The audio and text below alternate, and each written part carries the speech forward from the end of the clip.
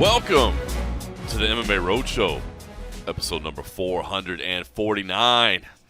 My name is John Morgan, and cold coffee is with me in the virtual sense of the word as we join you one day late. I offer my apologies, and from separate locations in the country. I am currently in Tunica, Mississippi, actually the Horseshoe Tunica Hotel and Casino. Meanwhile, cold coffee is at the beautiful, wonderful, palatial Casa de Cold Coffee, enjoying a wonderful afternoon. Cold coffee, I guess, before I let you get in, let me just offer my apologies to the world. It was my fault we were late today. It was not your fault it was late today. I had a crazy schedule. We'll talk about that in a second, but I just want to put the blame on these shoulders, and I want to make sure everybody knows it's not cold coffee's fault. It's John Morgan's fault, and I apologize. There. Now your conscience is clear. Yes. Now your conscience is clear. And I will give the update. The weather is lovely today, just like it was yesterday. 76 degrees right now. It is fantastic right now. It is absolutely lovely. And I know that's why you guys tune into us. So there's your weather update for Las Vegas. It's beautiful, just like it was yesterday. And it's going to be tomorrow as well. I know. That's what everybody wants, is that Las Vegas. Well, while we're at it, I'll just tell you right now, in Tunica, Mississippi, it's 58 degrees. So not quite as much on that warm side. It was a little bit colder where I was last night. Well, I guess we can just get into it as far as there. I do want to talk about, we'll have to talk about Francis Ngannou because... Oh, you're way up there. I just looked it up. Tunica's way up there. Yeah. Basically... I was looking at what the difference was to, like, Biloxi. Like, I used to spend some summers around Biloxi area or whatever, but you're, like, 6 hours away from Biloxi. You're way up there. Yeah. You're barely in Mississippi. 100%. Yeah, essentially when you get here, you fly into Memphis, and then you just barely cross into the state border. So, I do want to talk Francis Ngannou because it is still dominating the headlines, and it's kind of funny. You know, I didn't have planned doing an and a half episode. You know, normally I do them after UFC events, and maybe if I'd have thought it was going to be quite the epic thing it was, maybe I would have had the forethought to have one. I was actually talking with our good friend Abby Saban. He's like, man, when you come in with the and a half episode, I was like, bro, I wasn't planning on doing that. I didn't think things were going to turn out like that. What are you talking about? So didn't do one. But so here's why I was late. So, yeah, we had a really good week this week. It's a big week. We're still right in the middle of it with CFFC. We kicked off the CFFC Match Day schedule, which is the collegiate wrestling program that we're doing. We're doing 9 dates this year. And when I say this year, this season, I guess, because a little bit of it bleeds into January of next year.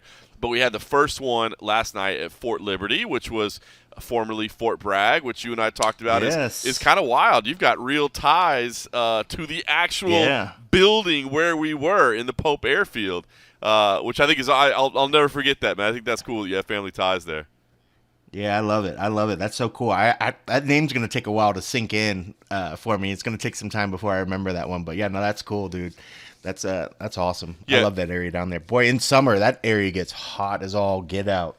Dude, so I'll tell you this right now. They didn't talk a lot about them. So, by the way, if you haven't checked it out on UFC Fight Pass, please do so. We had 2 meets last night. It started out with Campbell University versus West Point, which I thought was super cool. I mean, we had the cadets from West Point on an Army base wrestling, you know what I mean? So they had a lot of pride on the line. They're facing Campbell University, who's this kind of up-and-coming program that's actually ranked in the top 30.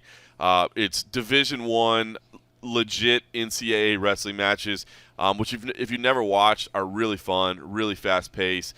The first one of the night was amazing. We had like this true freshman come in and score this come-from-behind victory in overtime. He had to come from behind to even tie it up to get into overtime. Then he wins it there.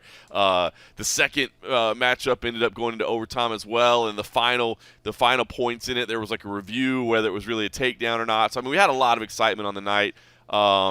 Those wrestlers are tough, man, and it's exciting, and I'm just really enjoying it. I'm the new guy on the block, man. It's like I'm not even part of the broadcast team. I'll fill in some spots here and there over the year, but last night we had Shane Sparks and David Taylor, David Taylor is probably the best wrestler on the planet right now, and Shane Sparks is this amazing commentator. Like, that dude knows his like, to even pretend I could do his job, nah, that dude is on point when it comes to wrestling. So it's fun to watch and observe and learn from those guys, and I'm doing some behind-the-scenes stuff. But it's really fun. But I say all that to say it was a little chilly outside. So it got cold, and because we're in this Air Force hangar, and last year, if you remember, we did that event, and it rained on Veterans Day. We had like this monsoon come through. This time we didn't have rain, but apparently on Monday night, it was like 80 degrees at night, and the weather dropped like 40 degrees in a day. So it got a little chilly at night. And those wrestlers, I mean, they're out there grinding, so I doubt they felt it. But everybody else that was kind of hanging around, it was about like 40 degrees during some of the late matchups, and we had the doors open because we had to. So anyway, so you didn't think they were warm in those onesies? Oh yeah, I know. Singlets, sir, singlets. Singlets, sir.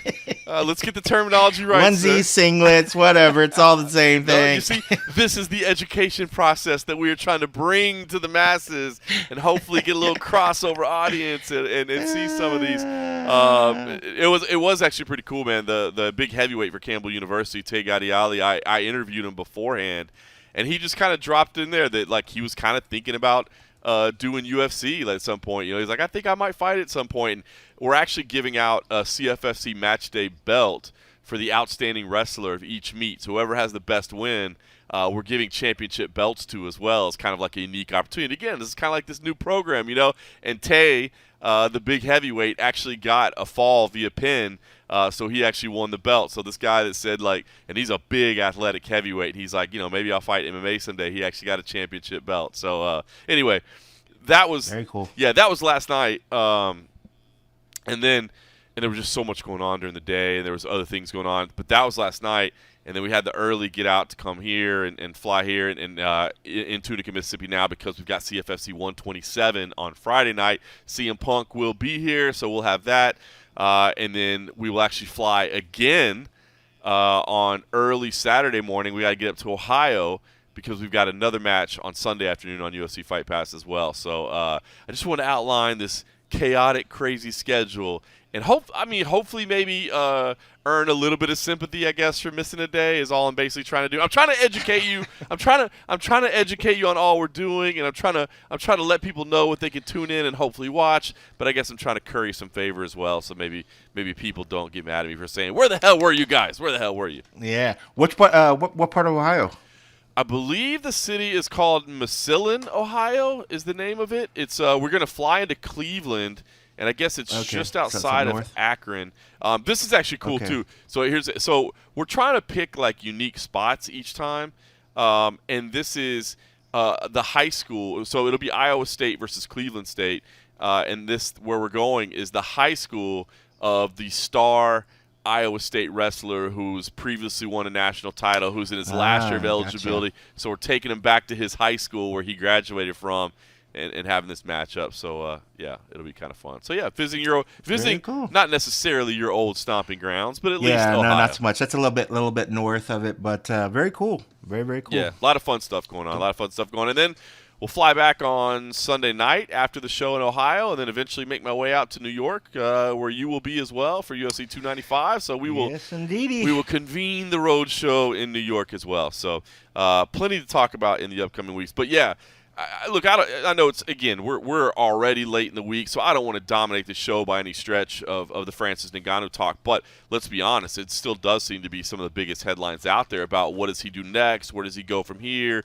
I'm kind of curious what your take was because I feel like I'm saying the thing that we're not supposed to be saying, and that is that I definitely thought Francis Ngannou looked amazing. I thought he looked better than I thought. I never, ever saw him winning a decision. Like I always thought, the man has power.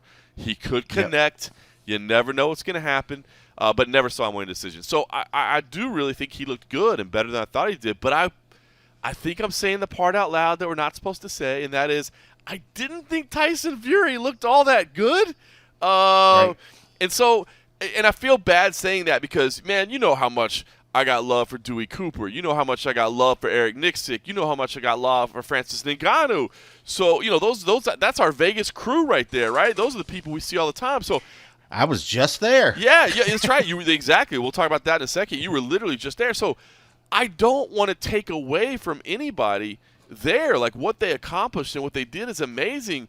But I feel like both those things can simultaneously be true, right? Like, isn't it also possible that Tyson Fury just didn't look like the same guy that fought Deontay Wilder, for instance. I mean, I don't know. 100%. And I don't mean that as an but I insult. think no. And I think a lot of it. I mean, I think you could say that he didn't look great, but I think you have to, at least some credit part of that to Francis and his game plan, the way that he never really he didn't and Chael and Ariel, I don't know if you saw them; those two got into it big time over Francis yesterday, arguing on. So I have been they so got busy. really upset at each other. Yeah, I've been so busy I haven't been able to chance to see that. But obviously, like even in flights and between meetings, like I see these social media clips. It seems like that got kind of vicious. Yeah, and I mean people could look that up. I mean, because I don't want to summarize it and say it the wrong thing.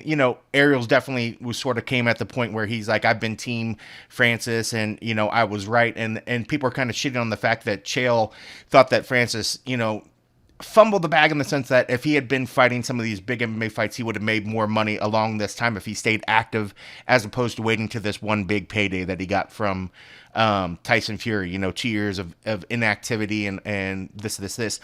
But then other stuff started going where differently personal sort of issues between Chael and Ariel kind of really kicked it off. But again, people can follow that or whatever. But the reason I bring it up because Chael raised a good point when he was sort of breaking down the analysis. He's like, Tyson Fury, when he fights and when he does a lot of what he does, he throws a lot of feints and he throws a lot of stuff that he's expecting fighters to react to.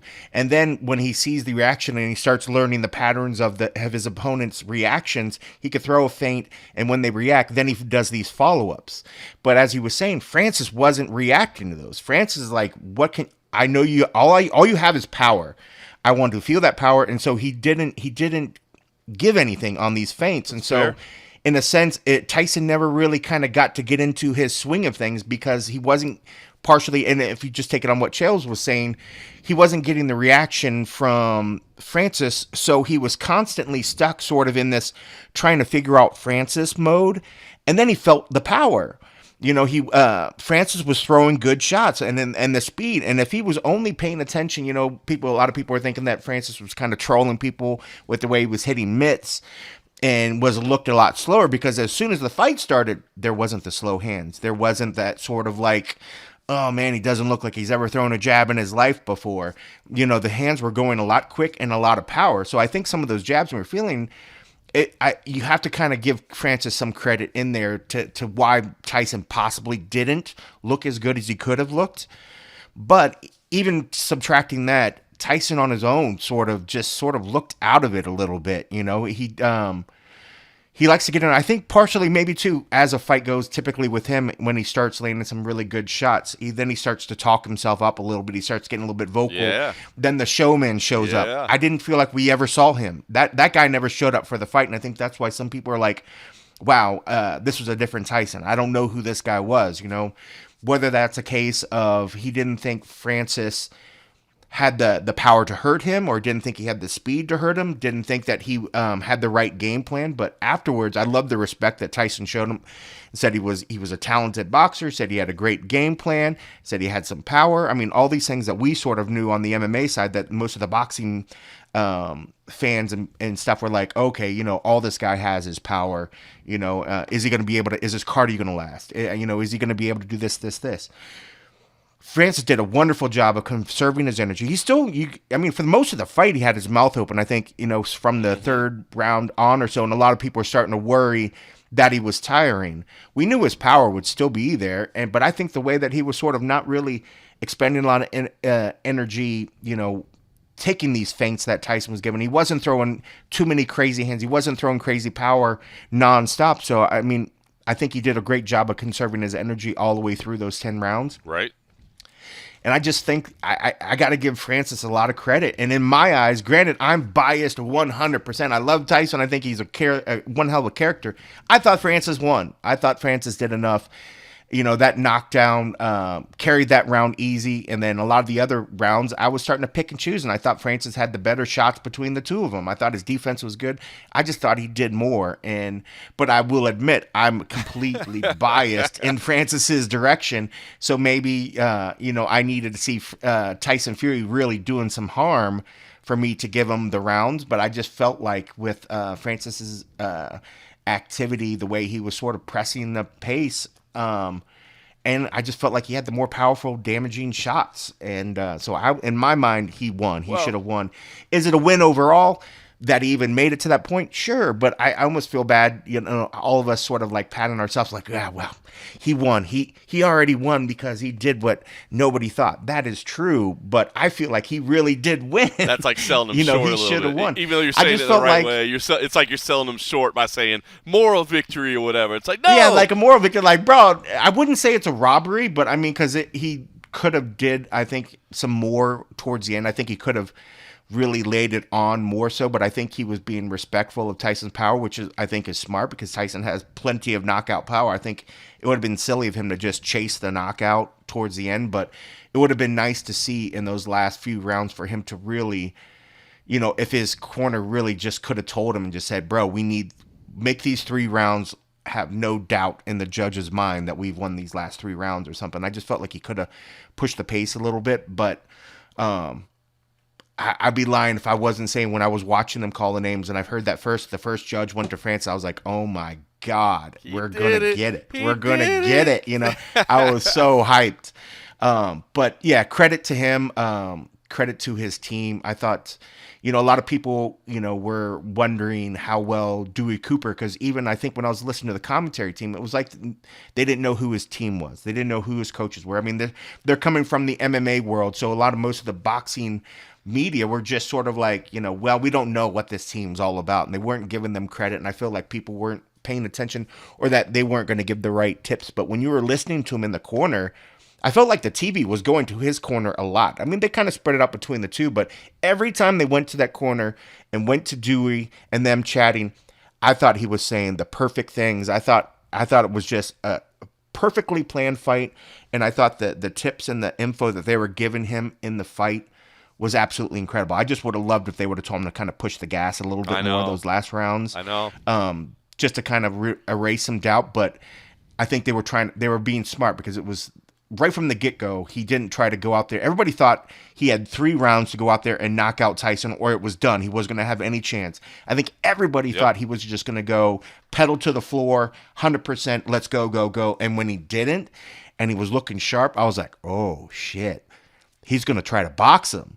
And he did, and he outboxed him in my mind. Yep. I mean, he outboxed him. So, call me a homer, call me whatever. In my mind, Francis won that fight. I will clearly say I was biased to the to my gills, but I thought he did fantastic. I thought it was wonderful. I thought it was. It's funny because I did a poll on Junkie. I did a community tab. I could put 5 choices. First choice. Tyson Fury knocks out Francis Ngannou. Second was Tyson wins the fight in rounds 1 through 3, I think. The next choice was like Fury wins in rounds 4 to 6 or whatever, and then it was like Fury wins by decision, 10. I think. 7 to 10. Probably. And then it was and then the last choice was Francis shocks the world. 2 answers could have been right after the fact. Fury wins by decision and Francis Ngannou shocks the world. Great point. And more people, a lot of people actually picked that going into, actually it was the highest polled one. I think a lot of people had a lot of belief, but granted, we're all MMA homers. It's MMA Junkie site, but I thought it was incredible. But it's funny, I went back and looked at it and I was like, bro, 2 answers out of all the polls I've ever done on Junkies, 2 answers could have been the right answer because of his performance. So yeah, it was fantastic. I mean, we could talk about the spectacle or whatever. Most of the other fights didn't mean nothing to me. No. Thought it was crazy that 2-hour break in between where they had the concerts and stuff. I was joking with the guys on the Slack channel. I was like, we could have watched The Godfather or Gladiator or any of these long ass movies in between. It was just crazy. And it's funny, we talk about pacing that some other organizations, I get what they were trying to do. It's one thing if you're there and you're watching the spectacle, but when you're watching on TV and you have those huge long pauses and then you get into this little mini concert, which the concert was pretty cool. It was pretty neat to see. I mean, I didn't know half the people that were in it, but it still looked pretty cool. I was going to say. Yeah, I don't really know who they are, but as for me being like a technical theater sort of like nut job or whatever, watching the screens, come in there and watch the choreography and the way that they were interacting and the quick sort of set changes, the quick changes of the people. I thought I was like, wow, they really did well on that. But is that something you want to see every time? I mean, like, do I want to watch an event and have a 2-hour intermission before No. the main event every time? Like, No. that's not for me, you know? And if that's the way things are going, I'm like, I don't know. I just don't know. So I know that was a very long answer when I was talking about Francis and I started getting like all about whatever, but hey, we needed your thoughts on it, and I think you laid out a good point. You are right about that, because that was my initial thing. But to say that Tyson didn't look good and not give that to any credit at all for Francis for making him not look good, it might be taking something away from him a little bit. So great point. So all right, well, listen, let's do this because I did want to get your thoughts on it. I did want to lay mine out there a little bit, but I wanted to kind of lead into an opportunity that I had to speak with PFL CEO Peter Murray, who was actually over there in Saudi Arabia as well, because I wanted to get his thoughts on the whole hoopla and everything that happened there, and get his thoughts on kind of what happens with Francis Ngannou next, because I think that seems to be a big question, and is it really a positive or a negative for the PFL? And then we'll talk about some other things too that also relate to your day today. So let's just tee this up. This is my conversation that I had with Peter Murray. It is PFL CEO Peter Murray, who has made his way back to the United States after being in Saudi Arabia for what was, I mean, what can you say, an absolutely incredible Tyson Fury versus Francis Ngannou event. And Pete, before we get into the fight itself, I just wanted to get your impressions of the event as a whole, right? Because you have been around, the biggest sporting events in the world, and this thing seemed on par with anything the world has ever seen. Oh, it was an absolute, world-class spectacle. I mean, it was a mega global event with all the pageantry, the entertainment, the celebrity, and then the build to the main event. It was really world class for sure. It really was something to watch. I was just watching it from home, obviously, but it seemed like an incredible event. And then, I'm tuning in for entertainment value. I think it's going to be fun. It's going to be a spectacle. And then, my goodness, Francis Ngannou goes out there and does better than, I'll just be honest, I think anyone expected other than him and his team and his family. Came up short, but I just thought had an incredible showing. Had the knockdown, showed that he could box. He had more than just a puncher's chance. He was out there competing. Man, just give me your thoughts on his performance. And I got to imagine you were feeling that same kind of impression along the way. Everyone underestimated Francis, including Tyson. And, you can't count, Francis out. He's a force. I mean, you look at what he's done in the cage. He's a striker, and what no one really had a clue on is like what was his technique going to be, and he really proved that while somewhat unorthodox, he went toe to toe, and while he didn't tag Tyson as many times, when he did tag him, his power was felt, and in the third round, dropped him, and I think that really created the dynamic in the fight. Yeah. It really did. I mean, as you said, the technique that he showed, switching stances and just looked comfortable everywhere. And it's a little bit unorthodox, but that's kind of the smart way to play it, right? I mean, you're not the lifelong boxer. You got to go in there and do something a little bit different. Maybe fight the guy more than box the guy. And I don't know. I just take kudos to the whole team. And I feel like, they've been building to that moment for so long. To go deliver on that stage was pretty impressive. Yeah, no, I mean, from, with Francis and Andrew Cutro and Markel, they're a team, and they took a lot of flack for, making some moves, and they, Francis had conviction, and he's building a platform. He's doing it his way, which is great. Absolutely. Now the big question when it comes to Francis is, what does he do next, right? Because it sure seems like a lot of people want to see him in some boxing matches, whether it be a rematch with Tyson Fury, whether it be some of the other big names that are out there, whether it be Wilder or, AJ or even Usyk. I mean, who knows? You could really put him with anybody. So I guess the question would be, I know you leave that up to him to decide, but as great as this was, is there any chance that this is a potential negative for the PFL, who I'm sure would love to see Francis come compete in the Smart Cage?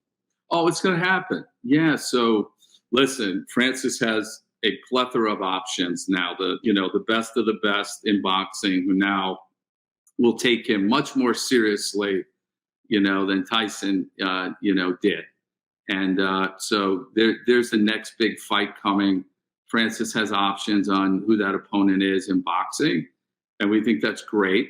And but Francis is also committed to getting back into the cage in 2024, making his debut at the PFL. And, we'll launch our pay-per-view division next year, our super fights division. He'll be part of that. And we're having a number of conversations in terms of timing, his opponent in MMA and how that would work with boxing. So all that stuff's being worked out. Francis can do both. The question is which one comes first. And that's okay. We have a lot going on at the PFL, and we're excited to make, some additional announcements very soon in terms of expanding our calendar of events and even making an impact in or expanding our pay-per-view our fights. So, we're excited. I love it. Hey, and who says maybe you can't do some cage fights alongside some boxing fights? I mean, anything's a possibility, right? I agree. Why not have, you can have a ring and a cage next to one another, or do it in the same, do it all in the cage, crossover fights. So, the Deontay Wilder conversation, I think it's great. And, Francis talked about that fight. We're supportive of it. Modified rules. I think fans would not only, get up for, seeing Deontay and Francis go at it, but, intrigued about what are these modified rules? How does it work? And, we can draw those plays up. I love it. That might be the most interesting possibility on the table right now, but there's a lot of them. So we'll be excited to see what gets decided. I guess I would ask you as well. I mean, obviously, you're over there to watch Francis, but Saudi Arabia, of course, a business partner with you in the PFL as well. So I've got to imagine, number one, they're just excited, right? I mean, he's part of your organization. They're invested in it. He has a great performance. But, I mean, what can you tell us about the latest on that partnership and kind of what the next steps are to figure out, how you guys work together? With respect to our partnership with Saudi Arabia, with correct, correct, yeah. I mean, listen, Surge, which is the sports investment arm of PIF and KSA, we have a long-term strategic partnership.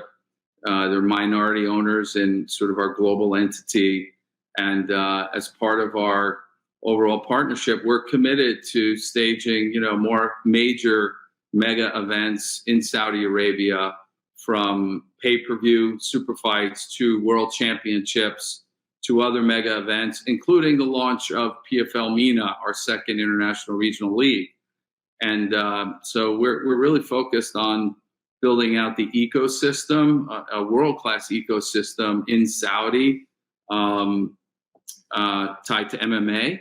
At the grassroots level, working with the combat federations, the Olympic combat federations in Saudi Arabia, and really putting the resources and infrastructure in place to develop athletes, as well as stage our international league events in PFL MENA, but also stage mega events, pay-per-view. I mean, I truly believe it's such an interesting time in that part of the world, in Saudi Arabia, specifically on the intersection of sports.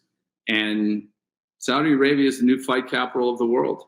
You're going to see more major, not only sporting events across other major sports. I mean, they have F1, and they have obviously football, meaning soccer, and plenty more events to come in different sports. But within combat sports and MMA, as it relates to our partnership with PFL's partnership with Surge, major events coming on the calendar, and then we'll distribute that content globally. Awesome. Looking forward to hearing about that. You mentioned it, the new fight capital of the world. I mean, they announced a deal with the UFC, and you have always, peacefully coexisted with the UFC, said, hey, the audience is really underserved. There's room for both of us. But was that a surprising announcement? Or, I mean, I think a lot of us from the outside are looking in trying to say, well, what does that mean? Does that mean they're not as committed to the PFL as we thought they were? Or what, how does that all shake out? So when you saw that news, I guess, what was your thoughts on it? Yeah, no, listen, we're focused on what we're building. PFL is at the forefront of KSH's MMA global strategy as an investor, and to essentially transform the sport both globally and regionally. I could also tell you we're having conversations with Abu Dhabi and Qatar for PFL related events. In conjunction with our long-term plans in the region. So, more to come on that. That's awesome. There really is room for everybody to exist there. I know. I know the goal was 2024 to have the MENA League up and operating. Is that still the plan? On track. That'll launch in second quarter of 2024. And then going back to Francis and his other hat that he wears beyond being now a professional boxer, MMA champion, chairman of PFL Africa. So, Francis, the PFL, we've been going to work in the coming, I would say, weeks now. We'll be making some major announcements on strategic partnerships, media distribution, as well as the road to, the PFL Africa League launching in 2025, in addition to how we're going to be, ramping up some of that talent, exciting talent from the continent. That is awesome. I've told you before, but I'll say it again. When you guys first started laying out these global plans, I thought, man, how ambitious that is going to be to get that done. But you keep chipping away at it, and you keep improving and keep proving that you can get it done. So very impressive. I'll tell you that we will have 6 international leagues up and running by 2026. So, PFL Europe, done, up and running, inaugural season. The third PFL Europe event, which was our playoffs, that was our debut in France. We did the event in Paris. It was amazing. Obviously, Cedric Doumbé was at the top of the card, and the show was sold out 2 months in advance, and it was the most viewed MMA event in France's television history, and that was PFL Europe. That wasn't a PFL Global Season. That wasn't a PFL pay-per-view event. So, the demand is there not only for MMA, but the PFL brand of MMA and what we're bringing to the sport and to markets all over the world, Europe, France included. And so, it's just a proof of concept right there. And then, we finished big in Dublin with the PFL Europe Championship. That's going to be another great moment, I think, for the sport. We have some great Irish fighters on the card in the hunt for that championship, plus a number of showcase fighters, on the card. And then, MENA's on. I mentioned PFL Africa in 25. In addition to 25, we'll be making announcements and launching PFL Australia alongside of PFL Africa in 2025. And then what will follow is PFL Brazil/LATAM, and then PFL Asia. So 6 leagues within 3 years, and then we can really start activating in-region competition, pan-regional competition among these regional leagues and athletes, and creating the Champions League of MMA. That's what we're focused on, and what it solves for fighters. And you love this sport. You've been in this sport for so long, and why we exist is to give great fighters who are in different stages of their careers around the world opportunity to compete consistently against top competition on major media platforms, their ability to earn their way to regional championships and becoming champion, then pathway to PFL Global, and perhaps for some up to that pay-per-view division. And, very much so, hope is the strategy of this athlete around the world. Because, unfortunately, there's not enough, resources, infrastructure, systems in place to give them proper development and pathways. That's what we're focused on. I really do love it. The promotion relegation system, but for individual athletes. And as you said, the clear pathway to start from where they are and get to the very top, which is not always an easy journey. So I love it. You touched on how great France did. It really is proof of concept. Obviously, the only criticism there has been of PFL Europe is people in the United States want to see it, right? So as you continue to develop, There will around be these global leagues. here. Yeah, no, and that's just tied up with how our distribution agreements are structured this year. So we'll be opening up distribution for around the world for all of our international leagues, including here in the U.S. for PFL Europe, here in the U.S. for PFL MENA, so on and so forth. So more to come, and we'll see how we tackle the championship in December to give fans some access. That's phenomenal. That's great news. All right. Well, listen, so much going on around the globe, but of course, we still do have the championship coming up in Washington, D.C. on Friday, November 24th. I'm looking forward to being out there. It's always a great scene. A number of great fights on the lineup for sure. I mean, obviously, when there's $1 million at stake, there always is, but some really good matchups. But what can you tell us, Pete, about just maybe your excitement for this event in general, maybe something that it signifies, anything special over this year versus previous championships? Yeah, well, listen, going back to, DC, we have DC roots, our chairman, Don Davis, and founder, my partner, he's from DC, Ted Leonsis, an investor in the PFL and great partner, all DC based. And, so we have roots in DC, so we're excited to go back. And, I think also being part of a holiday weekend, we started the championship, on New Year's Eve.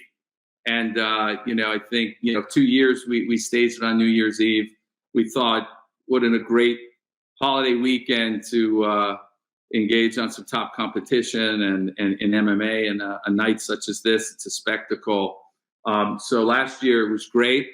Thanksgiving really worked out. What else is everybody doing on Thanksgiving Friday? So you might as well give the gift of fighting. This holiday with the PFL on Black Friday, 6 world title fights, one night, life-changing money on the line. You also have Kayla Harrison coming back against Julia Budd. She's on the card. We have Ray Cooper, on the card. So it's going to be a fun night. Yeah, I'm really looking forward to the lineup. Now, I did see some people that were criticizing a little bit. They said, how is there $1 million final on the lead card of this on ESPN Plus and not on pay-per-view? But I looked at that and I see Gabriel Braga and Jesus Pinedo, and I say that might be one of the biggest fireworks matchups of the night. They got some rivalry. It's going to be great. That to me looks like a strategic decision to lead into your pay-per-view versus a potential oversight. Yeah, well, listen, as we're getting started, everybody said there are formulas and certainly there's data and we're focused on it and, maximizing, viewership and of course the buys, that's the model. But, we do think, leading in strong with a fight like that to create excitement and there's 5 more championships to follow. Come on in. That's kind of a handshake, come on in. And then, that leads into Ray Cooper versus Brunson, a new signing. And then you go right into Kayla Harrison versus Julia Budd. And that's a fight that fans and we wanted to put together over the last couple of seasons. And now we have that opportunity. So there's plenty there for everybody below the card and certainly above, on the main card.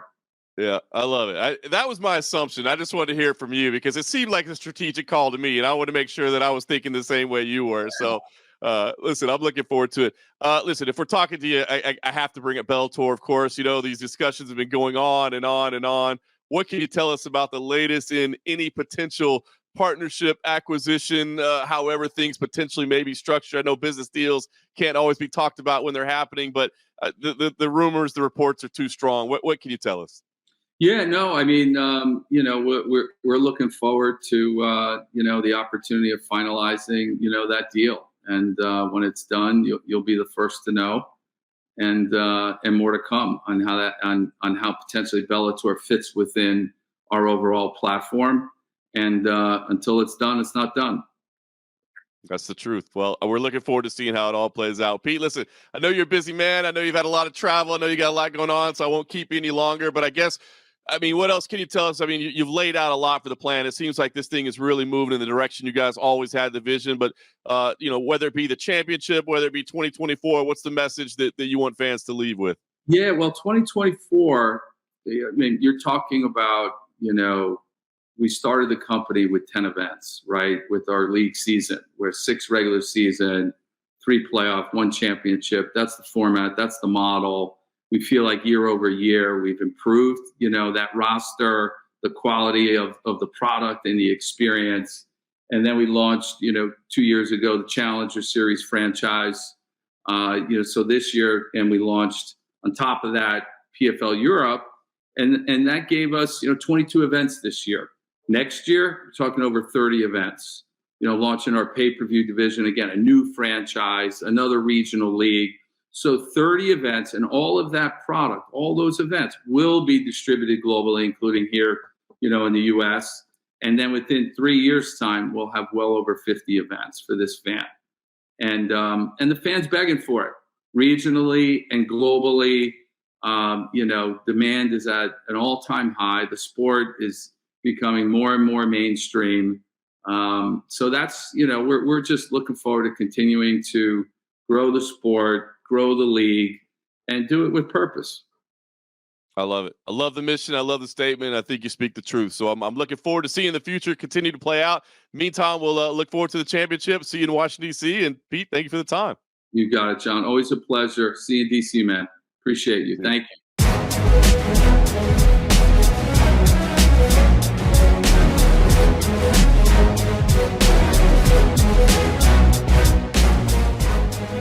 All right, so there was PFL CEO Peter Murray, who says there are a, quote, plethora of options there for Francis Ngannou. And that certainly, I think that might be the most exciting aspect of this whole thing, is there are a plethora of options on the table for him. I did like the fact that he kind of pointed towards that Deontay Wilder cage match type thing, because I got to be honest, in terms of pure chaos, that might be the one that intrigues me more than anything right now. It would just be insane. That would be nuts. That would be nuts. I love it. If Wilder's serious, if he's serious, and he's a big dude. Yes, he is. If he's serious, man, I would be all about it. But, man, he got to do some work. I know you're a hell of a striker and you got power, but, bro, you got to do some work before you get in the cage with, like, a legit MMA guy. Like, you got to do work. But, boy, how big would that fight be, man? That would be bonkers. That would be bonkers. What if you, okay, so he said maybe you modify some rules a little bit. Maybe it's not pure MMA. I'm thinking about, 4-ounce Muay Thai for those two dudes or something, man. I mean, if you're gonna have kicks, you're gonna do whatever. Just make an MMA fight. Stop with the hybrid shit. If you want to get into the cage and you say you want to do an MMA fight, do an MMA fight. Right. All right. Maybe take out not that you're gonna see big heavyweights doing ankle locks. Okay, no ankle locks, no leg locks, no joint manipulation, but you could do submission, you could do rear naked chokes or whatever, but don't do, I don't know. I want you should be able to take a guy down and smash him from a ground and pound. That's fine. That's part of MMA. But if you're worried about submissions or you should be able to do a rear naked choke. I mean, all right, yes. Is the guy going to be able to aptly defend a joint lock, or if you're going for the ankle or maybe a knee or something like that? No, I would be maybe into that, modifying that. But even at that point, you don't really see heavyweights doing that. I think the newer versions of heavyweights are more adept at that sort of stuff because they're quicker and they're leaner, and the way they're able to move their body around to get in those positions. Maybe those will present themselves. Most heavyweights are knocking each other out, or they're finishing with ground and pound. I would want to see a legit MMA fight. I guess if the only way to make it happen, yes, to do a hybrid, if you're going to get some guy to finally say yes. But it's bro, if you're over there touting and say well, I'm going to get in an MMA cage, then get in an MMA cage and get in an MMA fight. Stop trying to I want a partial MMA fight. I'm going to do a partial MMA fight, guys. All right. Partial MMA. So let me ask you this. Let me ask you this. Let's say, all right, this is what we're going to do, okay? I'm going to ask you this question, and I don't want you to worry about any type of potential limitations, potential roadblocks. We're in a magic fairyland where whatever you say happens, right? Whatever cold coffee says, cold coffee gets. I like this. So you All right, she's redheads. Okay. everywhere. Whoa. No, hold on. I got to keep talking there. As soon as I pause. Yeah. Hold on. And in this world. You're getting my head going. Yeah. You're getting me going. Okay. Now, in this Magic We call it Fair- the Ginger Fighting Championship. No, I'm just kidding. It's all women. That's all that fights in it, and they're all redheads. Okay. No, and a lot of them are white trash, too, by the way. Oh, bro. Hold on, I gotta go clear it up real quick. All right, let's get back on track here. None of that stuff happens, but what does happen is you get to pick the next opponent for Francis Ngannou, and it happens right away, and you can pick the rule set. It can be an MMA fight, it can be a boxing match, it can be a hybrid, which I clearly don't think you're going to lean to there, given your last comments, but there are no limitations. There are no hurdles. Money is no object. It's like, okay, we'll make this caveat. It's like Saudi Arabia. They don't care if it's profitable or not. They don't care how many pay-per-view buys it sells. You know what I mean? You're not worried about a businessman. You just get to make the matchup. What interests Cold Coffee the most right now? Tyson Fury again, either in a boxing or MMA match. Yeah? Yeah. More- Honestly, I think Tyson didn't.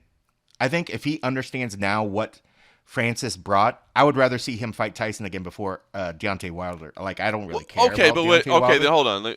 Because I didn't want to throw anything in here that might, lean you in a direction, but one of the reasons I wanted to say no hurdles, no roadblocks, the idea of fighting John Jones isn't the one that stands out to you most? Yeah. I mean, I just don't think it does as much money. I mean, as like a fighting Tyson again. Okay. Well, I mean, No. at least not in a. I like mean, it. I like where you're going. So even if John But Jones was an I option. do want that. I do want that fight. But I feel like maybe it's just recency bias. I mean, because we've been talking. There was a point where we talked about Jones and Ngannou for so long. Do you move Yeah, I past do it? want to see that fight. You But move past do I it? want to see it right now? I guess it's not what I need to see next, because I think +2. I was just like. We were just talking about Jones trying to get with Stipe. I feel like if Jones really wanted that Ngannou fight, and if that was a possibility, I feel like we would have saw it by this point already. Interesting. You know what? And you know what's But interesting? I don't know. Maybe it's just a recency with Tyson. I want to see Tyson now that he's felt Francis. I want to see him take another stab at it and see how that fight goes. Was it a fluke? Was that a fight a fluke? Was what Francis did the real deal? Is Francis at this point, after watching Francis, in my head, and I've already clearly stated I'm completely biased towards Francis, I want Francis to take on all the best boxers that are currently fighting right now to see how he fights. One, he's going to make the biggest paydays fighting these big name guys, but I want to see Francis, see if it's real deal. But the reason I say Tyson Fury, I want to be sure what I saw was what I saw and what I felt like what I was watching, as opposed to if he goes to MMA and doesn't go back into boxing, we think like, oh man, there's always going to be people that say, oh, Tyson Fury wasn't himself. Yep. He wasn't himself that night. But, Francis had a great performance. I mean, no discredit to Francis. I mean, he almost got that decision. Tyson, he got the decision, but it just wasn't a bad night, because we all know that if Tyson was himself, he would have clearly knocked out Francis. Well, how about we run it back and we just see what's happened? Then will you have the same words on your mouth, So part of me would like to see that again, either whether it's Tyson Fury or another major boxing. When I look at Usyk, I think I'm saying his name right. The guy that's supposed to be fighting Tyson next. The guy's got all the accolades. He has all the skill. But when you look at him, I'm like, dude, Francis looks like he would smash that dude. He looks like he would literally smash that dude. I'm like, okay, this is the guy that's holding all the other belts. I'm like, I mean, do it. If it was a Mr. Olympia contest or something, for sure. But you know what's funny is you talk about recency bias, but it's funny because I wonder, and I hadn't even thought about it when I was asking the question, but as you were answering it and as you were laying the case out, and to be honest with you, I can't argue with you, right? Because it's like, history isn't fully answered if we don't get the full answers to the questions that are still there. So I like what you're saying, but I wonder if, subconsciously maybe impacting your decision is the fact that we know John Jones is on the sideline right now. Like if it was Thursday, November 2nd as it is right now, and we were 1 week away from seeing John Jones and Stipe, would the answer potentially be different? Or let's fast forward 10 days from now, and John Jones has just destroyed Stipe Miocic. Destroyed Stipe. Yeah, and now we're like, oh my God, we were just at Madison Square Garden. John Jones waxed Stipe in a minute and a half, and then I wonder if the answer might be different at that point as well. I think 100% it would be different. Yeah. Because then at that point, I'd be like, he's back. He's shown that he's the baddest man on the planet. Now let's really have a battle of the baddest men on the planet. Yeah. Because you're right. Because when I think about it, I'm like, I can't even tell you without even looking up the last time that I saw John Jones look crazy dominant. And I mean, like, I'd have to look up when that Cyril Gane fight. I mean, it happened so quick, and it was like, waited for it to happen, waited for him to be back, waited him to make the heavyweight debut. Oh, and it's over. Okay, yeah, well, that was quick. Well, I didn't really get to see anything. We still haven't seen him in a heavyweight fight yet. Seen him. We still haven't seen him in a heavyweight fight yet. So I think you're right. Maybe it is purely recency bias, where I just feel like if Jones was more on the forefront of my brain, because we just watch him starch Stipe or something, and he's been, then people are going to start bringing up, obviously, the baddest man on the planet talk, and who's the king of the jungle, and who's the baddest man around. And then maybe, yes, then I would want to see that answer. But dude's not going to be fighting could be another year. Yep. So, I'd rather see, so I guess if I had my druthers, I'd have Francis fight Tyson again in that meantime. Yep. Beat him handily this time, and then challenge Jones. I mean, the clear-cut, obvious reaction that we all knew was going to happen. I mean, it's just crazy. And I mean, this whole PFL, like, super series or whatever, I mean, like, they clearly seem like they want Francis to be in the driver's chair of his own career and what he wants to do next. And I like that they're giving him the options to do the boxing and whatever, but who the heck is over there that can make a fight that's even remotely what I want to see? And there's nobody in their heavyweight division that I care to be a super fight, or whatever they're calling it, super fight series, or whatever. Pay-per-view super fight series, I believe. Because they're going to start doing pay-per-views. It's like, come on. It's going to have to be something spectacular, or I would rather see him do these crazy boxing matches with, like, legit, like, boxing champs or whatever. And then when the proper guy comes over, if they bring Deontay Wilder into the PFL to do some shit, I'm in. That qualifies as a pay-per-view power, whatever you called it. Pay-per-view power series, whatever. Wow, power series. It's the Saudi series. Oh my Lord, yes. They're totally gonna rename it once everything goes over there all of a sudden. Oh man. I mean, it's crazy. It's crazy what events can happen when you don't need to make a profit and you don't care to make a profit, and you just want to put as a giant PR production, Well, look at what you can do when you could throw hundreds of millions of dollars away and don't care what happens. Okay, so I hadn't planned on Have you going seen this some way. of the pay-per-view numbers that are about to come out? Like, I only saw a little teeny twit. I saw it. Metzger put some tweet out or whatever. I haven't clearly looked at it, and I probably should do my research before I bring this up, but I thought he was saying, like, 10,000? Less than 100,000 buys? Like 10,000 TV buys or something? Oh, my goodness. Granted, I think some of the numbers, like, if that's even remotely close to being positive, even if you're at 100,000 buys, how much money did you lose on that event? So here's the thing, too. Here's the thing that I wasn't even planning on talking about this, but since you bring it up, I am interested about this, because everybody's talking about now, like, man, Saudi Arabia, new fight capital of the world, like, oh my goodness, right, et cetera, et cetera. And I get it. I mean, that event was insanely over the top, right? Yeah. And we've talked about it before. They have, from all accounts, essentially unlimited resources. However, when I say essentially unlimited resources, it's because of that. Essentially unlimited, not unlimited. And eventually, at some point, they might say, you know what? I think we've done enough PR for our country now. Everybody is happy, and everybody thinks we're a great country. Everybody sees us as a tourist destination. I no longer want to lose $1 billion on a fight. You know what I mean? Like, they can't. So when people say this is going to be the new fight capital of the world, I don't necessarily disagree. I mean, but how long can they run it like that, where, as you said, profits and losses are not a concern. They don't care how much it costs. Money is no object, et cetera, et cetera, et cetera. All the, they're not going to do that forever. They can't, and they can't do that every week. You know what I mean? So it's like, can they be the fight capital of the world twice a year? Hell yeah, they can do that. Can they be the fight 100%. capital of the world once a month? I don't think so. Yeah.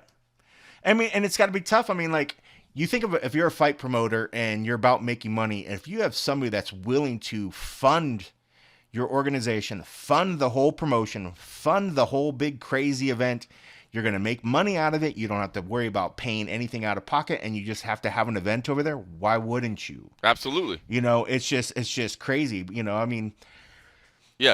Be like, hey, you won't sell any tickets. Don't care. You won't sell any pay-per-views. Don't care. Don't care.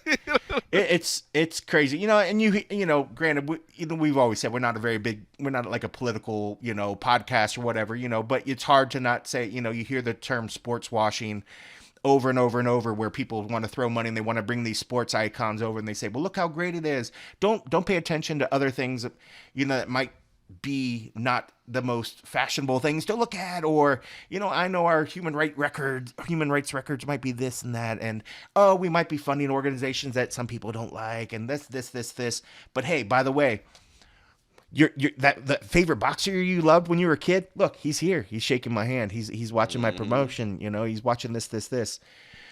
There's a lot of stuff that granted, sometimes it's nice to just be ignorant and be like, dude, I just want to watch a fight. I just want to watch a game. I just want to watch whatever.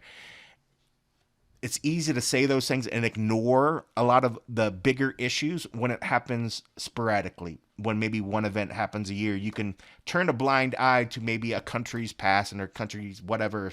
But if you're constantly there, you're constantly putting stuff in there, and you're having more and more American companies sign up with this, in a sense, they are agreeing with everything that goes on in that country. And I think at some point, people will start paying attention to the fact that, maybe, the whole idea of aligning yourself with a country that maybe isn't as shiny and spotless and as pretty as these images on the screen make you look, that maybe you don't want to. But, again, at the end of the day, like Dana says, it's fighting.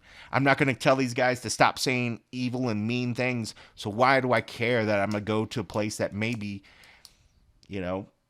kills journalists and does other shit, I mean, like, it's crazy. And if I go missing, it's because I started hinting on some of these things I'm saying, but it's a reality. I mean, it's interesting. I mean, they want to do more and more stuff over there. You were just speaking hypothetically. You were just saying like any country in general. I didn't even say any particular country's name.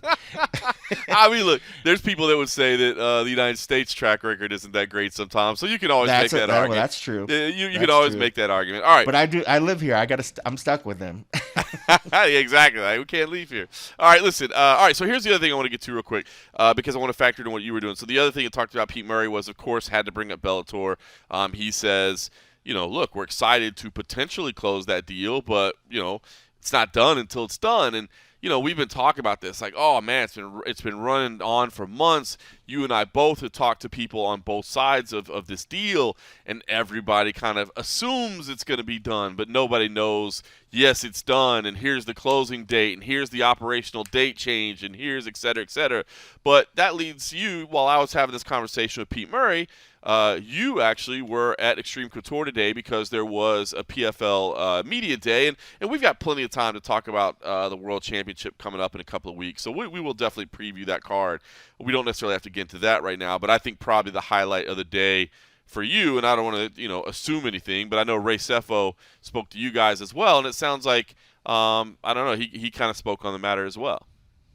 Yeah, I mean, it's still like, just like you said, things aren't done. The ink hasn't dried, but it certainly gave the impression that discussions are already sort of in play about potential matchups that could happen should things finally play out, whether it's even a matter of leaving roster sort of as is and let one be, the one thing. And I think part of it too, and we've talked about this part as well, when honoring deals that already exist, whether it be TV deals and other sort of things, say if you have a deal in China or somewhere else, you can't just stop being Bellator over there and all of a sudden say, hey, by the way, this deal that you've advertised on your station for the next year and advertised for the next year, it's now called this. Yeah, and you can't really do that. And I'll tell you what, with what I've been doing lately, obviously being a little bit more on the operational side of things with CFFC, I've had some conversations with the group around here, and it's like, hey, here's something else to think about too. Is what about when you sign multi-fight venue deals?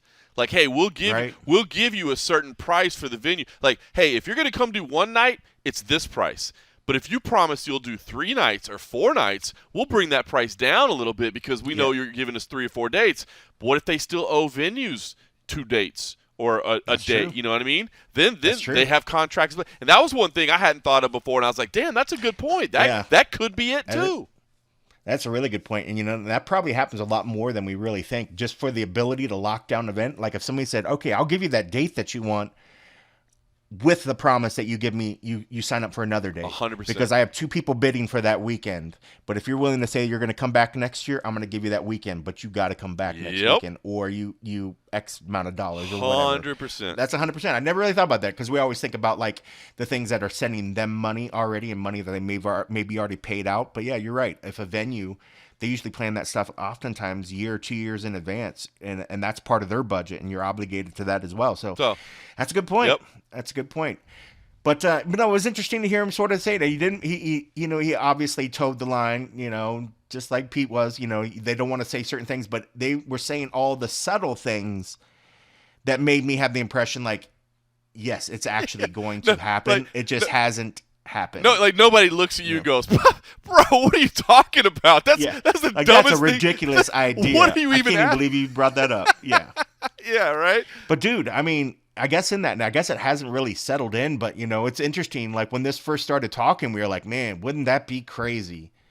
And now to know that it pretty much is a done deal, man, isn't that crazy? Isn't that crazy? It's funny, man, because it is kind of an interesting time. I mean, you talk about the antitrust lawsuit, and obviously that's making some rapid progress. And we certainly won't try to weigh in as legal experts. There's some great places out there that are doing great coverage of that. But here's the market for fighters contracting a little bit, right? Like this is an option, and it's not a good thing for fighters, man. The more options they have, the more potential buyers, the better it is for them, And so this is. I'll be honest. I think it's kind of unfortunate. You know what I mean? I mean, it may result in better fights. I mean, when you think about the idea of taking PFL's roster and taking Bellator's Kayla Harrison roster, and Chris Cyborg right off the bat, dude. You know what I mean? Like that. How big would that fight be? Oh, how big man. is that? I mean, that's just like salivating. That one's so good. I've been wanting to see that for years.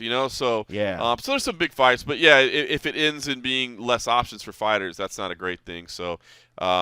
Interesting times. We'll see how it plays out. But I thought it was kind of funny that you and I were both talking to PFL executives on the same day, getting similar answers. So good stuff. All right, listen. I like including interviews. Part of including interviews, though, means that we do run short on time to talk about everything. But there is a UFC event this week. I will be watching it. There? Yeah, I know. It'll be in Brazil, so neither one of us will be there. Obviously, I'll be watching from a hotel room in Ohio, I believe. Jilton Almeida versus Derek Lewis. Obviously, you and I are always huge, big Derek Lewis homers, man. This is a tough matchup. I think I'm literally the only person on staff that picked Derek Lewis, and I had to put in my staff picks. I was like, yo, I got a homer on this one. I was like, I of course have to take Lewis. I was like, I'm hoping for a miracle, but everybody, I'm pretty sure 99% people on the staff have Almeida taking this one. It's a homer pick. It's going to be a tough one for Derek. I mean, look, it's going to be a tough one. It's going to be a tough night. Derek can knock out anybody. There's no question about it. I mean, there's very few people that literally can knock out anybody. He's got to throw, though. He's got to throw. Don't do this stupid pitter-patter, look smart. I'm going to do a flying, jumping knee right from the get-go, throw a crazy kick. I agree. Bro, go in there and swing. Almeida's so well-rounded, man, on the top and on the bottom, getting to the ground, and he's got so much power. That dude is scary. It's I mean, I think the hype is real behind this guy, and I mean, I think this is the test that they're putting out in front of him, because you get through Lewis, you're nearing the top, brother. I agree. Mean, this is a huge fight for him. That's a huge fight for his career. If he takes out Derek, who's fought for the title, I mean, he's right there on the precipice. He's on the doorstep, and I mean, this is going to be a super, super tough fight for Derek. I'm hoping he goes in there feeling like the underdog in foreign territory and pulls something off. We saw the recent, legal troubles of him putting the gas down on that Lamborghini of his, driving 136 miles an hour in a 50 mile an hour. Not smart, not That's good, crazy. Not safe, especially so close to a fight. But Derek's always loved his cars. He likes driving fast cars. I mean, he's a wild dude. But I imagine if I was getting ready to get in a fight, I'd want to find some release as well. That's probably not the best way to do it. I don't know the scene. I would hope that the streets were at least clear when he decided to push, the pedal down. If I got the money to buy a Lamborghini, I need to open it up every now and then. You know what I'm saying? You have to. Because if not, why not? Just go buy I don't know, some Tesla or something. I don't know. But yeah, if you're going to get a Lamborghini, you got to find some space to let it out. But yeah, maybe a 50-mile-an-hour zone is not the best. Can you just go to the freeway, bro? There's no freeways nearby? There's probably a racetrack or something that's designed for you to do that. There's probably a race tag down there, right? Yeah. I mean, they got all that stuff down there. Yeah. But, I mean, partially, I hate to think that is a sign to, I know people like to look at that sort of stuff and they say, oh, these legal troubles going into a fight's not going to be good. Is his head going to be there? Is he going to be into the fight? Or is his head already not maybe screwed on tightly if he's going out and speeding and getting arrested, before a fight? I can see where people have some questions. I mean, the fight was already tough and daunting all on its own. But we love Derek. I'm going to hold out the best for him. I think if he lands that power like we know that's there, he's got great speed. He doesn't have the best ground game when he gets down on the ground. That's going to be unfortunate in this fight. He needs to keep the fight standing, but he's also so damn strong that usually when a guy gets on top of him, he just sort of launches them off of him. Unfortunately, this guy that he's going to be fighting is really adept on the ground. It's going to be a tough fight, but man, I'm fingers crossed. I picked him in my staff picks.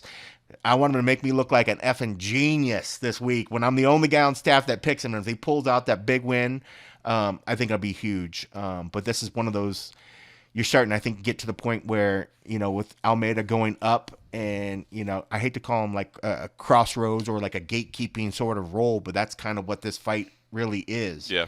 If you get through Lewis, I mean, they're fast tracking Almeida for a title shot here shortly. I mean, so, but I'm holding out, man. I'll be Team Homer for Derek till the day I die. We're always going to be Team Homer for him. There's no doubt about it. Should mention, by the way, the One Championship is back on Amazon Prime on Friday night. Nice. I didn't realize that. I would recommend you watch CFFC first, but then maybe you go catch Amazon.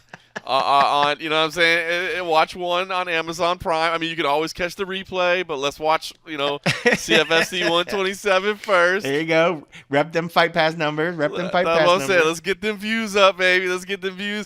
Amazon Prime don't need your views. You already ordered. That's right. It got DVR. It's got enough money. You got enough money. You already ordered 23 packages from Amazon Prime this month, right? You didn't order 23 packages from Fight Pass. We need your views, okay?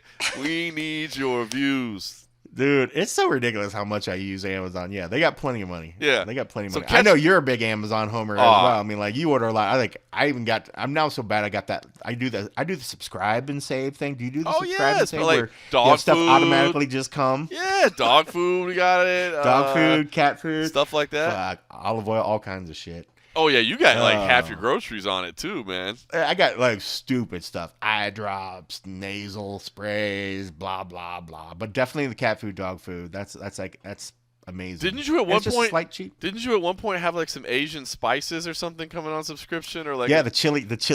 I wasn't gonna say, yeah, I got a jar of that coming on the 21st. Chili garlic oil. My man got a subscription to chili garlic oil. It's cheaper than when I go down to the Asian supermarket. That shit awesome. Just delivered straight to the crib. You gotta pay homage to 1/4 of your roots. You know what I'm saying? You gotta. Well, it's funny. That's funny.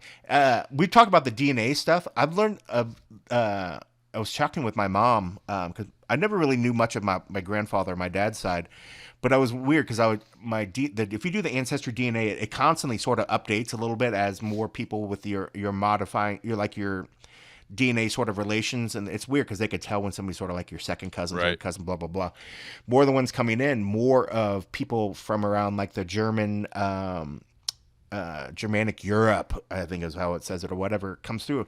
My grandfather, I guess on my mom's side, I think was German. So when you look at the things where I'm quarter like Filipino, when you start looking at some of the stuff, I'm like 40 to 45% like Germanic Europe, like Austria, German, area, and I have like Irish. I'm like 10% Irish or some other little sort of stuff, which is kind of weird because like I always knew part of my father came from like the England area and like the London or sort of area, Gloucester area. But like when he looks on the DNA side, it only shows as like 10%, 15% of like me from that. So I'm more of like the Germanic Europe, wherever that. I thought your family was is. more of a cockfosters kind of background. Oh yeah, we're all about the cockfosters. Oh man, that's my favorite. Oh wow, we're ridiculous. I promise I am Yeah. mature. All right, hey, shout out. Can I say shout out real quick to the Texas Rangers? I'm not going to be like my team or anything like that because I hate people like it's that. Your state. But it's your state. It was cool. I grew up watching them, and it is the first one in franchise history. I did play baseball until I was about 16, and so I don't watch. I will say I watched a lot of playoff baseball. But I didn't watch a single regular season game or whatever. But yes, I grew up going to games at the old stadium. I actually got to see Nolan Ryan pitch a few times in person when I was a that's kid. cool. I was a legend. Yeah, I was there. The 5,000th strikeout of Ricky Henderson, like I was there for that. Well, I know we got quite a few Texas listeners that actually subscribe to the Patreon and do other stuff. So I'm sure that there were some people that were rooting. I didn't see it, but after it happened, did you see that the Sphere tweeted out? The Sphere put a baseball with the Texas logo or whatever. I loved it. I thought that was pretty dope. Yeah, I was like, dude, good for them. Dude, we've said over and over and over how we live in an MMA bubble. Yep. I didn't know the World Series was even going on until Matt Wells from our Slack channel was like, hey, the Texas Rangers won the World Series. I was like, wait, the World Series is going on? That's funny. Yeah, so I guess my baseball man card's been checked in. I turned it back in. I stopped. I guess I didn't watch any. I had no idea that the World Series was happening, let alone that it's finished. So what was the breakdown of the games? 4-1. They won 4-1 against Arizona in the finals. Kicked their butts. Yeah, well, it was funny because so the first game they were down 2 runs in the bottom of the 9th of game 1. I was like, well, this sucks. And they hit a 2-run homer in the bottom of the 9th to tie it up, and then they won in extra innings. And I'm like, oh, we just crushed their soul. But Arizona won game 2, so I was like, okay, so now we're in series. And then they got on a run. So still it was 4-1, man. That's pretty impressive, man. It was. That's pretty impressive. But again, I'm not sitting here saying that to be like, look, basically, I never watch baseball except when the Rangers are in the playoffs, and then I watch. Because I do, look, my family still is in Dallas. I grew up in Dallas. I do still have a lot of love for Dallas. And again, I watched that team when I was a kid. And so for it to be the first time in franchise history, yeah, that's cool. It was pretty cool, man. I think we That's were like very cool. Well, congratulations to all the Texas Rangers fans from the MMA Roadshow, which clearly follows baseball very, very and intently. that is your 3 minutes of baseball talk for this year. You know, that is still pretty cool. It is pretty cool. It's pretty cool. It is pretty cool. I didn't realize it was their first one, so that's special. That's special. It is cool. Very all right, cool. Listen, I got to run downstairs. We got to finish up some weigh-ins and stuff down here. I got to get some notes together for CFFC 127. So if you want to watch some college wrestling, check it out on UFC Fight Pass. We had some on singlets, huh? Not onesies. There you go, singlets. If you learned one thing today, I educated one thing today. Check that out. We got another one live on Sunday if you're looking for something to watch on Sunday. Definitely watch CFFC 127. We'll be watching the UFC. We'll have a half episode. I'll figure out how to do all that. We'll make it all happen. I apologize again for being late. Thank you all for supporting us for all these years. We appreciate it. And, of course, thanks for listening.